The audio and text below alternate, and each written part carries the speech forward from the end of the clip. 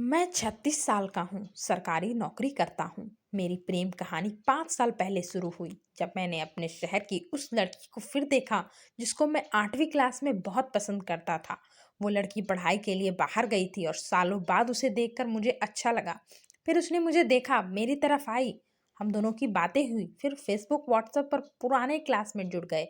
8वीं क्लास के बाद वो मेरी स्मृतियों से गायब थी। मैं अपनी ज़िंदगी सामान्य तरीके से जी रहा था। लेकिन कई सालों बाद वह जब मिली तो वो सारी यादें फिर दिल में दस्तक देने लगी। वो एक स्कूल में टीचर बन गई थी। हम दोनों 30 साल से ऊपर के थे, समझदार उम्र में थे। कुछ दिन पहले ही उसकी सगाई टूटी थी, तो यह जानकर मुझे लगा कि शायद भगवान हम दोनों को मिलाना चाहते हैं। मैंने उसको अपनी सारी भावनाएं बता दी। जब वो स्कूल में रहती, मुझे पल पल की खबर देती।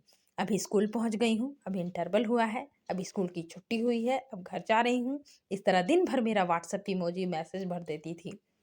मुझे लगता था कि वो मेरे साथ ही है। हम दोनों काम से फ्री होने के बाद शाम में खूब बातें करते थे। मैं उसको प्यार से दुष्ट कहकर बुलाता था, और इसी तरह रात दिन आई लव यू और हार्ट की स्माइली मेरा फ़ोन भरा रहता था। वो मुझे लगातार अपनी सेल्फी भी भेजती थी। रात में फ़ोन पर दिन भर की बातें, अपनी सहेली और परिवार की बातें, फिर हम दोनों सारी बातें करते थे जो एक पति पत्नी करते हैं। मैं इसी तरह से बात करते करते सो जाता, और वो एहसास स्वर्ग जैसा था। मैं दिन भर काम करते हुए यह महसूस करने लगा कि मेरा जीवन साथी हर पल मेरे साथ है। हम दोनों इस रिलेशनशिप में 4 साल गुजार चुके थे। लेकिन साल 2023 के जनवरी में अचानक उसने शाम में फ़ोन कर बताया कि मैं शादी करने जा रही हूँ, और वो उस लड़के की खूब तारीफ करने लगी। मैं उसकी बात सुनकर पत्थर की तरह जम गया। उसको लगा था कि उसकी शादी की बात सुनकर मुझे कोई फ़र्क नहीं पड़ेगा। लेकिन मैंने उसे समझाया कि इस उम्र में मुझे धोखा मत दो। मैंने तुम्हारे लिए कई रिश्ते ठुकरा दिए। मैंने इसलिए उन्हें एजुकेटेड और मेरे लिए बेस्ट लड़कियों को मना किया, क्योंकि मैं तुमको धोखा नहीं देना चाहता। लेकिन उसका जवाब था कि तुम जैसा समझ रहे हो, मैं वैसी लड़की नहीं हूँ। मैं फिर उस लड़की के पापा से जाकर मिला।